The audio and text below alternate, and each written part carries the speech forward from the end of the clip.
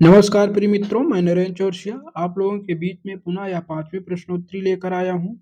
इससे पहले हमने 4 प्रश्नोत्तरी देख ली है, तो आज ये हमारी 5वीं प्रश्नोत्तरी है। इसका हम पहला क्वेश्चन देखते हैं। यह संत काव्य धारा पे है, जिसमें भक्तकालीन की प्रमुख प्रवृत्तियों को हमने देख लिया है। तो आज का ये हमारा पहला क्वेश्चन है। तो चलिए देखते हैं। संत साधना का साहित्यिक रूप प्रारंभ हुआ। Option A Kashi, B Prayag, C Pandharpur, D Ujjain. तो आप लोगों को बताना है संत काव्य का संत साधना का साहित्य रूप प्रारंभ हुआ है। तो ऑप्शन सी है पंढरपुर। पंढरपुर जो है महाराष्ट्र में है। नामदेव जो है इसके प्रथम कवि माने जाते हैं। अधिकतर संत कवि महाराष्ट्र से हुए हैं। संत साधना का साहित्यिक रूप भी महाराष्ट्र यानी पंढरपुर से प्रारंभ हुआ। तो दूसरा क्वेश्चन देखते हैं हम आज। दूसरा क्वेश्चन हमारा ज्ञानाश्रयी शाखा के प्रमुख कवि हैं। ज्ञानाश्रयी शाखा का पूछ रहा है। Option A Raidas, option B Kabirdas, C Guru Nanak, D Tulsidas. तो आपको बताना है ज्ञानाश्रयी शाखा के कवि। ज्ञानाश्रयी शाखा के सभी कवि हैं, इसमें प्रमुख कवि बताना है। तो प्रमुख कवि जो है कबीरदास जी हैं, रैदास भी हैं, गुरु नानक भी हैं, लेकिन इनमें सबसे प्रमुख पूछ रहा है तो कबीरदास हैं। तुलसीदास जो हैं सगुण भक्ति धारा के जो हैं प्रतिनिधि कवि हैं। अगले क्वेश्चन की जो एक सिख संप्रदाय है उसका जो है गुरु नानक देव हैं। तो आइए इसकी व्याख्या देखते हैं। भक्ति काल को दो शाखाओं में विभाजित किया गया, निर्गुण शाखा तथा सगुण शाखा। निर्गुण शाखा की ज्ञानाश्रयी और प्रेमाश्रयी शाखा तथा सगुण शाखा की रामाश्रयी और कृष्णाश्रयी शाखा दो दो उप शाखाएं हैं। जिसे कहने का मतलब है कि भक्ति काल में दो शाखाएं हुई, मतलब दो धाराएं हुई। एक जो है निर्गुण भक्ति धारा, दूसरी सगुण भक्ति धारा। जो निर्गुण भक्ति धारा है इसमें दो शाखाएं हुई, एक ज्ञानाश्रयी शाखा, एक प्रेमाश्रयी शाखा। और जो सगुण भक्ति धारा है इसमें भी दो शाखाएं हुई, एक राम भक्ति शाखा, एक कृष्ण भक्ति शाखा। जो निर्गुण भक्ति धारा है उसमें जो ज्ञानाश्रयी शाखा और प्रेमाश्रयी शाखा है, उसमें ज्ञानाश्रयी शाखा के कवि जो हैं प्रमुख मतलब प्रतिनिधि कवि जो हैं कबीर हैं। और जो प्रेमाश्रयी शाखा है उसके प्रतिनिधि कवि जो हैं जायसी हैं। इसके बाद रामाश्रयी शाखा में जो प्रमुख कवि हैं तुलसीदास हैं, और कृष्णाश्रयी शाखा में यानी प्रमुख कवि जो हैं सूरदास जी हैं। तो वही इसकी व्याख्या है। ज्ञानाश्रयी शाखा के प्रमुख कवि कबीर हैं। अन्य प्रसिद्ध कवियों में संत गुरु नानक देव ये भी ज्ञानाश्रयी शाखा में आते हैं, ये सिख संप्रदाय के प्रवर्तक हैं। संत रैदास जिन्हें रविदास बोला जाता है, दादू दयाल ये भी हैं, मलूक दास, धर्मदास तथा सुंदरदास ये सब जो है संत कवि काव्य धारा के ही निर्गुण भक्त शाखा के कवि हैं, लेकिन इनमें प्रमुख जो हैं वो कबीरदास जी हैं। अगले क्वेश्चन की तरफ चलते हैं। इनमें से ज्ञानाश्रयी शाखा के कवि नहीं है। इसमें से पूछ रहा है ज्ञानाश्रयी शाखा के कवि नहीं है। 4 कवि हैं। पहला धर्मदास है, दूसरा अग्रदास है, तीसरा दादू दयाल है, चौथा कबीरदास है। तो ज्ञानाश्रयी शाखा के सभी कवि लग रहे हैं, लेकिन इसमें जो ऑप्शन बी है अग्रदास ज्ञानाश्रयी शाखा के कवि नहीं है। अग्रदास राम भक्त शाखा के कवि हैं, जिन्हें अग्र अली के नाम से जाना जाता है। अग्र अली भी इनको कहा जाता है क्योंकि ये माँ जानकी का जो है अभिनय करते थे उनके रूप में। तो धर्मदास जो है ज्ञानाश्रयी शाखा के कवि हैं, एक कबीर के शिष्य हैं, जो कबीर नीचे दिए गए हैं। अगले क्वेश्चन की तरफ चलते हैं। ज्ञानाश्रयी शाखा के प्रमुख संत कवि का नाम क्या है? तो आप लोगों को बताना है ज्ञानाश्रयी शाखा के प्रमुख संत का नाम पूछ रहा है। Option A Surdas, option B Chandravardai, option C Kabirdas, option D Vidyapati. तो ज्ञानाश्रयी शाखा के प्रमुख संत कवि का नाम बताना है। तो इसका ऑप्शन सी है ज्ञानाश्रयी शाखा। ऑप्शन सी जो सूरदास जी हैं, सूरदास जी अष्टछाप के प्रतिनिधि कवियों में हैं। ये वल्लभ संप्रदाय के जो है वल्लभाचार्य के पुत्र विठल नाथ ने इसकी स्थापना की थी 1565 में। चंद्रवरदाई आदिकालीन कवि हैं। इनके चंद्रवरदाई के ग्रंथ का नाम है पृथ्वीराज रासो। विद्यापति ये जो है मिथिला के इनको मैथिली कोकिल कहा जाता है, ये भी आदिकालीन कवि हैं। इनकी जो दो रचनाएं बहुत फेमस है, एक कीर्त लताका और एक दूसरी कीर्त पताका। ये दोनों रचनाएं अवहट्ट में हैं। तो आगे चलते हैं अगले क्वेश्चन की तरफ। निम्नलिखित में से संत काव्य परंपरा के अंतर्गत न आने वाली कवि का नाम है, यानी संत काव्य परंपरा के अंतर्गत कौन कवि नहीं आते हैं? कबीर हैं, दादू दयाल हैं, नानक हैं, नंददास हैं। तो 4 कवि हैं 4 में एक संत परंपरा के अंतर्गत नहीं आते हैं, तो उसका ऑप्शन है डी यानी नंददास। नंददास जो हैं अष्टछाप के कवियों में आते हैं। ये विट्ठल नाथ के जो है शिष्य हैं, क्योंकि अष्टछाप की स्थापना जो विट्ठल नाथ ने की थी। 4 8 उसमें 8 सदस्य हैं यानी 8 शिष्य हैं। 4 स्वयं विट्ठल नाथ के हैं और 4 जो हैं इनके पिताजी यानी वल्लभाचार्य के शिष्य हैं। तो जो वल्लभाचार्य के हैं सूरदास हैं, कृष्णदास हैं, कुंभन दास हैं, परमानंद दास हैं। ये 4 जो हैं वल्लभाचार्य के शिष्य हैं और 4 ही विट्ठलनाथ के हैं। छीत स्वामी हैं, नंददास हैं, गोविंद स्वामी हैं, चतुर्भुज दास हैं। ये जो 4 जो हैं विट्ठलनाथ के शिष्य हैं। तो इसमें जो नंददास हैं ये अष्टछाप के कृष्ण भक्ति शाखा के प्रमुख कवि हैं, यानी ये कृष्ण परंपरा में आते हैं। कबीरदास आप जान ही रहे निर्गुण भक्ति शाखा के प्रतिनिधि कवि हैं। गुरु नानक देव ये भी निर्गुण में आते हैं, लेकिन इन्होंने एक अपना सिख धर्म की स्थापना की है यानी सिख समुदाय की स्थापना की है। दादू दयाल भी निर्गुण पंथी हैं। तो अगले क्वेश्चन की तरफ चलते हैं। निर्गुण संत कवियों में सर्वाधिक शस्त्रज्ञ एवं सुशिक्षित थे, यानी शस्त्रज्ञ यानी सबसे पढ़े लिखे विद्वान कौन थे? तो ऑप्शन निर्गुण कवियों में सबसे पढ़े लिखे व्यक्ति कौन थे? ऑप्शन ए है रज्जाब है, ऑप्शन बी है सुंदरदास है, ऑप्शन सी है धर्मदास है, ऑप्शन डी है दादू दयाल। तो इसका ऑप्शन है बी सुंदरदास। सुंदरदास जो है सबसे पढ़े लिखे हुए व्यक्ति हैं। तो इसकी व्याख्या देख लेते हैं। निर्गुण संत कवियों में सर्वाधिक शस्त्रज्ञ एवं सुशिक्षित सुंदरदास थे। कहते हैं कि अपने नाम के अनुरूप अत्यंत सुंदर हैं। सुशिक्षित होने के कारण उनकी कविता कलात्मकता से युक्त और भाषा परिमार्जित है, यानी सबसे पढ़े लिखे व्यक्ति संत सुंदरदास जी हैं। 1596 ईस्वी में इनका जन्म हुआ था। अगले क्वेश्चन की तरफ चलते हैं। कबीरदास किस काव्य धारा के कबीरदास किस काव्य धारा के प्रतिनिधि कवि हैं? तो इसको हम देखते हैं। कबीरदास किस के प्रतिनिधि कवि कबीरदास किस काव्य धारा का प्रतिनिधित्व करते हैं? ऑप्शन ए संत काव्य, ऑप्शन बी सूफी काव्य, ऑप्शन सी राम काव्य, ऑप्शन डी कृष्ण काव्य। तो इसका ऑप्शन है संत काव्य, यानी कबीरदास जी हैं जो संत काव्य धारा का प्रतिनिधित्व करते हैं। सूफी काव्य के प्रतिनिधि जो है मलिक मोहम्मद जायसी हैं। राम काव्य के तुलसीदास जी हैं और कृष्ण काव्य के जो हैं सुंदरदास जी हैं। तो अगले क्वेश्चन की तरफ चलते हैं। ज्ञान मार्ग इस शाखा के कवियों को किस नाम से पुकारा जाता है? ऑप्शन ए सिद्ध साहित्य, ऑप्शन बी नाथ साहित्य, ऑप्शन सी भक्त साहित्य, ऑप्शन डी संत साहित्य। यानी ज्ञान मार्ग इस शाखा के कवियों को किस नाम से पुकारा जाता है? तो बताना है ये है संत साहित्य, यानी संत कवि के नाम से। सिद्ध साहित्य सिद्ध अथवा नाथ बौद्ध साहित्य में है। भक्त कवि जो भक्त हैं नाथपंथी जो हैं वही सब है। तो नाथपंथी गोरखनाथ के अनुयायियों को कहा जाता है। तो अगले क्वेश्चन इसमें जो ऑप्शन है डी संत साहित्य यानी संत कवि। अगला क्वेश्चन है संत काव्य नाम किसने दिया है? Option A Acharya Ramchandra Shukla, option B Rahul Sankrityayan, option C Ram Kumar Verma, option D Hazari Prasad Dwivedi. यानी संत काव्य नाम किसने दिया है? राम कुमार वर्मा ने। अगर संत काव्य धारा और सूफी काव्य धारा राम कुमार वर्मा ने, ज्ञान मार्गी शाखा प्रेम मार्गी शाखा इसका नाम जो है आचार्य रामचंद्र शुक्ल ने दिया है। अगले क्वेश्चन की तरफ चलते हैं। निम्नलिखित विकल्पों में से जो संत काव्य की विशेषता नहीं है उसे छांटिए, यानी संत काव्य की विशेषता नहीं है उसको हमको छांटना है। ऑप्शन ए बाह्य आडंबरों का खंडन, ऑप्शन बी गुरु का महत्व प्रतिपादन, ऑप्शन सी सगुण ईश्वर की उपासना, ऑप्शन डी जात पात का विरोध। यानी संत काव्य की भी मतलब विशेषता नहीं है, तो यानी सगुण ईश्वर की उपासना सी नहीं है, क्योंकि सगुण ईश्वर की उपासना जो है सगुण भक्ति धारा में यानी राम भक्ति शाखा और कृष्ण भक्ति शाखा में सगुण रूप की उपासना होती है। और जो निर्गुण काव्य धारा है यानी संत काव्य धारा है उसमें बाह्य आडंबरों का खंडन किया जाता है, गुरु की महत्ता को प्रतिपादन किया जाता है, जात पात का विरोध किया जाता है। ये सब बातें जो है संत काव्य धारा की विशेषता है। तो इसका ऑप्शन डी सही हो जाएगा। हम व्याख्या देख लेते हैं थोड़ी। सगुण ईश्वर की उपासना संत काव्य की विशेषता नहीं है। सभी संत मूर्त पूजा एवं अवतारवाद के विरोधी थे, परंतु जाने अनजाने रूप में इनमें से कुछ की रचनाओं में सगुण तत्वों का समावेश हो गया।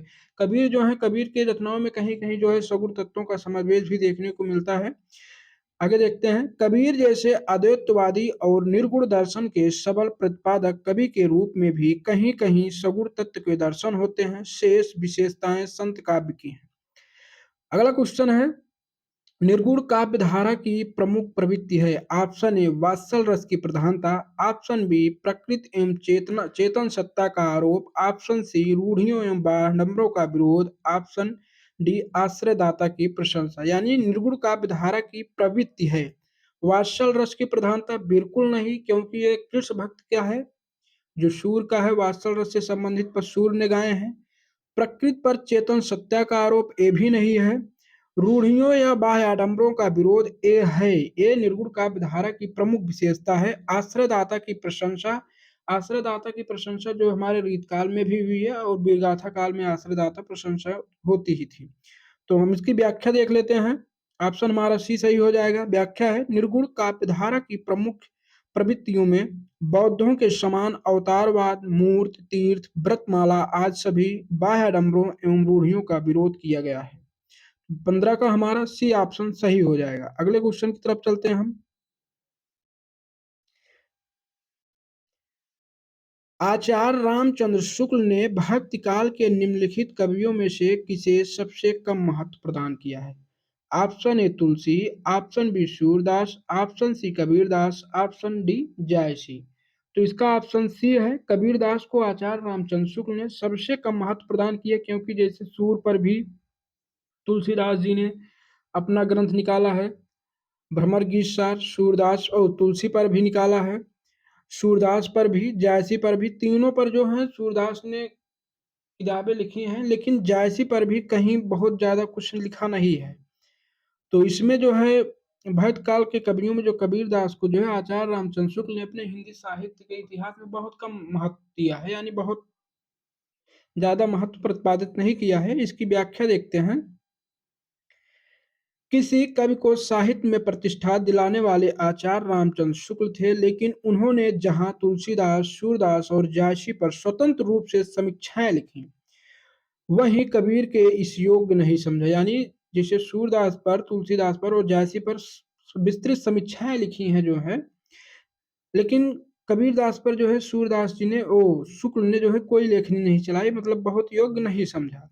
उनके लिए कबीर का महत्व इतिहास तक सीमित रहा और इतिहास में भी कबीर के प्रति सम्मान या सहानुभूति का भाव नहीं दिखता। उनकी दृष्टि में कबीर की भाषा तो पंचमेल है ही, विचार भी पंचमेल हैं, प्रतिभा उनमें जरूर बड़ी प्रखर थी और उनकी युक्तियों में कहीं कहीं विलक्षण और प्रभाव और चमत्कार भी हैं, लेकिन कवित्व भी है, यह रामचंद्र शुक्ल ने कहीं नहीं कहा है। रामचंद्र शुक्ल ने कहीं नहीं कहा है। तो ये सब बातें हैं, बहुत ज्यादा कबीर को महत्व नहीं दिए हैं शुक्ल जी। तो अगली क्वेश्चन की तरफ चलते हैं। भाषा बहुत परिष्कृत और परिमार्जित न होने पर भी कबीर की उक्तियों में कहीं कहीं विलक्षण प्रभाव और चमत्कार हैं, प्रतिभा उनमें प्रखर थी, इसमें संदेह नहीं। पंक्तियों के लेखक बहुत ही सुपर है, ये आप लोग बार बार पढ़ते होंगे।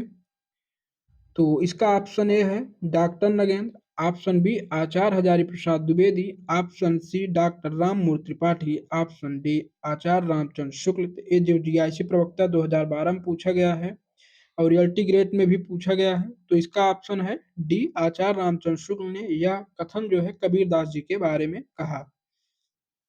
अगले क्वेश्चन की तरफ चलते हैं।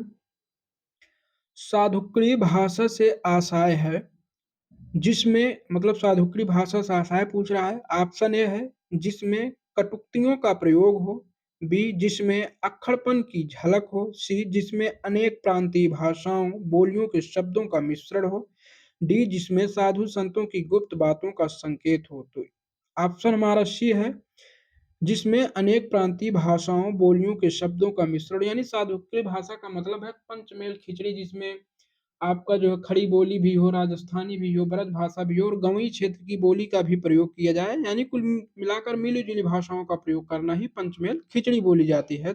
हजारी प्रसाद द्विवेदी की भाषा जो है साधुक्री भाषा, ओ सॉरी, साधुक्री भाषा, कबीरदास जी की जो भाषा है वो साधुक्री भाषा है।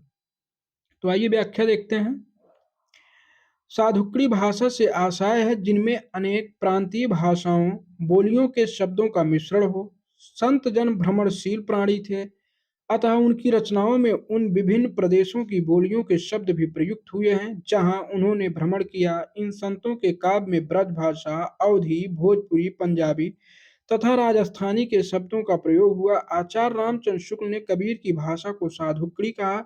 श्याम सुंदर दास जी ने पंचमेल खिचड़ी कहा। तो यानी आचार्य शुक्ल जो हैं वे कबीरदास जी की भाषा को साधुकड़ी कहते हैं, तो श्याम सुंदर दास जी वही पंचमेल खिचड़ी कहते हैं।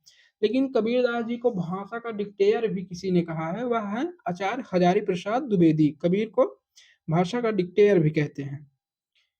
उनका एक बहुत अच्छा भी कथन भी है कबीर के विषय में। तो आगे देखते हैं। अजगर करे न चाकरी, पंछी करे न काम, दास मलूका कह गए सबके दाता राम। तो इसकी पूरी पंक्तियां हैं, इसमें थोड़ा सा एक ही लाइन दिया है। अजगर करे न चाकरी, पंछी करे न काम, किसने कहा है? Option A Tulsidas, option B Surdas, option C Raidas, option D Malukdas. तो इसका ऑप्शन है मलूकदास। जब यह नीचे पूरी पंक्तियां भी दी गई हैं तो इसमें इनका नाम भी आ जाता है। अजगर करे न चाकरी, पंछी करे न काम, दास मलूका कह गए सबके दाता राम। तो इसमें जो पूरी पंक्तियां हैं तो इसमें दास मलूका का नाम भी आ जाता है। अगले क्वेश्चन की तरफ चलते हैं। ज्ञानबोध किसकी रचना है? Option A Sundardas, option B Malukdas, option C Rajjab, इनमें से कोई नहीं। तो ज्ञानबोध, रतन खान, ये सब जो है मलूकदास की फेमस रचना है। तो ऑप्शन बी हो गया मलूकदास। तो व्याख्या देखते हैं। ज्ञानबोध मलूकदास की रचना है। मलूकदास के अन्य प्रमाणिक ग्रंथ हैं रतन खान, भक्त वाक्छावली, भक्त विवेक, ज्ञान परोक्ष, बाड़ा खड़ी, राम अवतार लीला, ब्रज लीला, ध्रुव चरित, विभव विभूत, सुख सागर तथा स्फुट पद। इसमें से आपको मलूकदास की दो तीन रचनाएं बहुत इंपॉर्टेंट है। एक रतन खान है, एक ज्ञानबोध है, एक सुख सागर है। ये भक्त विवेक भी आप याद कर सकते हैं, बहुत फेमस रचना, बार बार पूछी जाती है। अगले क्वेश्चन की तरफ चलते हैं। भक्ति विवेक निम्नलिखित में से किसकी रचना है? Option A Malukdas, option B Sundardas, option C Nabhadas, option D Dadu Dayal. तो भक्ति विवेक जो रचना है वह मलूकदास की रचना है। तो ऑप्शन ए मलूकदास की। कुल लगभग इन्होंने 10-12 रचनाएं लिखी हैं। तो अगले क्वेश्चन की तरफ चलते हैं। रज्जाब अली खां के गुरु थे। Option A Nanak, option B Dadu Dayal, option C Malukdas, option D Dhanna. तो रज्जाब अली के गुरु जो हैं दादू दयाल हैं। तो व्याख्या देखते हैं। रज्जाब अली खां के गुरु दादू दयाल थे। दादू दयाल के अन्य शिष्य हैं सुंदरदास हैं, प्रागदास हैं, जय जनगोपाल हैं, जगजीवन हैं, प्रभृति आदि। यानी जो दादू दयाल हैं इनके ढेर शिष्य हैं, लगभग 4-5 शिष्यों का नाम है। सुंदरदास एक हो गए, आप लोग रट लीजिएगा। दूसरे प्रागदास, तीसरे जनगोपाल, चौथे जगजीवन दास, पांचवें प्रभृति हैं। राघवदास ने अपने भक्तमाल में दादू के प्रमुख 52 शिष्यों का उल्लेख किया है, जिनमें रज्जाब और सुंदरदास प्रमुख थे। तो जो रज्जाब हैं इन्होंने अपने गुरु दादू दयाल की रचनाओं का संपादन किया था। किस नाम से किया आप लोग इसको कमेंट में बताएंगे। तो हम बता दे रहे हैं, रज्जाब अली ने जो है अंगबधू के नाम से किया था। इनके एक दो और शिष्य हैं, एक प्रागदास हैं और एक हैं जगजीवन दास जो हैं, तो उन्होंने भी इनकी रचनाओं का संपादन किया है। अगले क्वेश्चन की तरफ चलते हैं। कबीरदास के गुरु कौन थे? Option A Ramchandra, option B Raghavanand, option C Dayanand, option D Mayanand. तो कबीरदास के जो गुरु हैं, जो 4 ऑप्शन दिया है इनमें से कोई नहीं है।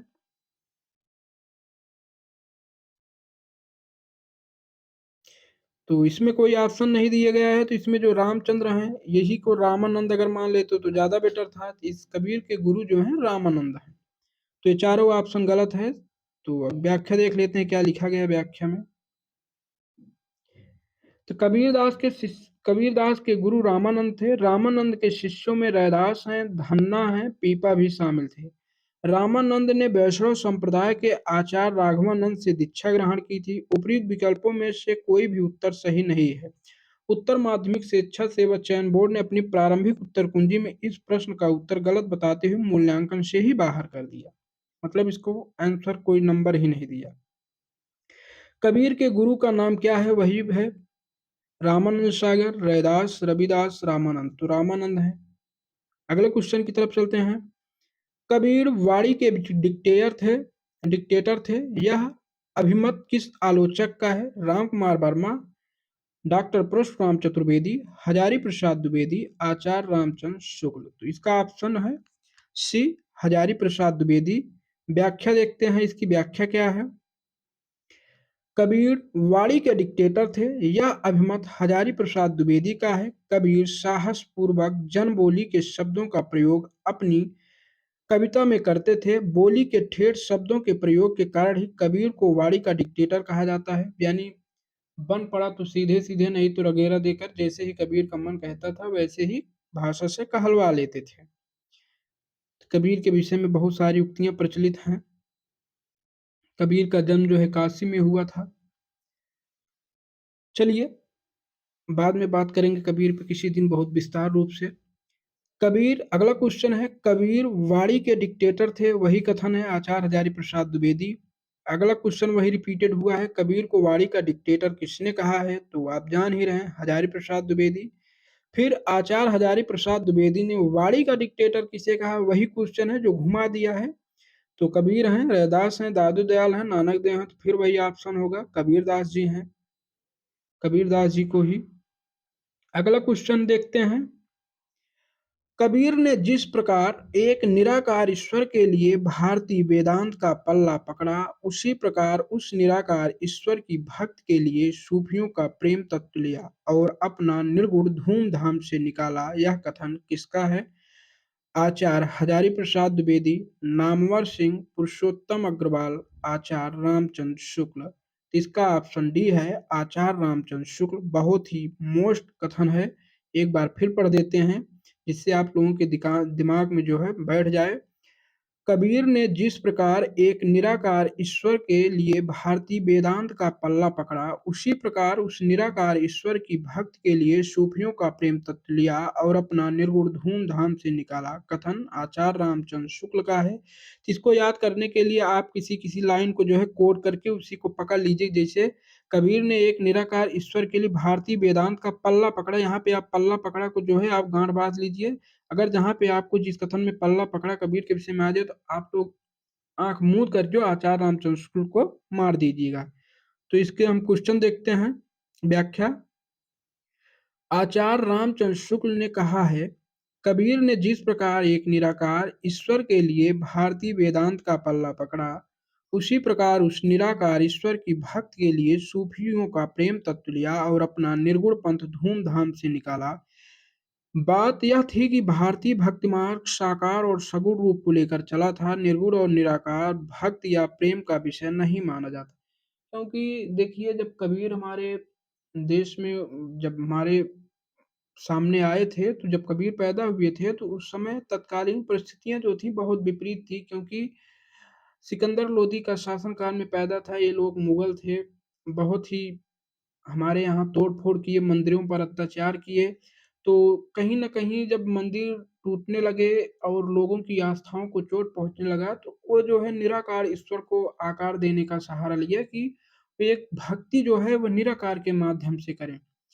क्योंकि उस समय विपरीत परिस्थितियाँ थी, उनके द्वारा जो है हमारे मंदिर तोड़े जा रहे थे, देवी-देवताओं की मूर्तियाँ जो हैं मतलब बहुत ही अत्याचार किया जा रहा था। तो इस तरीके से जो उस समय की तत्कालीन परिस्थितियाँ हैं, वह कबीर के जीवन पर बिल्कुल लागू होती हैं। अगर आज भी हमारे मंदिर तोड़े जाने लगे, तो हम भी एक निराकार ईश्वर की ओर अग्रसर होंगे। क्योंकि जब हम सामने से किसी की सगुण मूर्ति देख कर के जो पूजा अर्चना नहीं कर पाएँगे, तो सीधी-सी बात है, जो मन में छवि आएगी हम उसी के ही रूप का दर्शन करके पूजा-पाठ करेंगे। तो यही सब बातें हैं, उस समय तत्कालीन परिस्थितियाँ ज़िम्मेदार हैं। तो अगले क्वेश्चन की तरफ चलते हैं। तुम जिन जानो गीत हैं यह निज ब्रह्म विचार, किसने कहा। Option A Kabir, option B Raidas, option C Surdas, option D Tulsidas. तो ऑप्शन ए है कबीर। हाँ सॉरी, ऑप्शन ए है कबीर। इसकी व्याख्या देखते हैं। कबीर भावना की अनुभूति से युक्त उत्कृष्ट रहस्यवादी, जीवन का संवेदनशील स्पर्श करने वाले और मर्यादा के रक्षक कवि थे, जिन्होंने स्वतः कहा है, तुम जिन जानो गीत हैं यह निज ब्रह्म विचार, पथ भ्रष्ट समाज को उचित मार्ग पर लाना ही उनका प्रधान लक्ष्य है।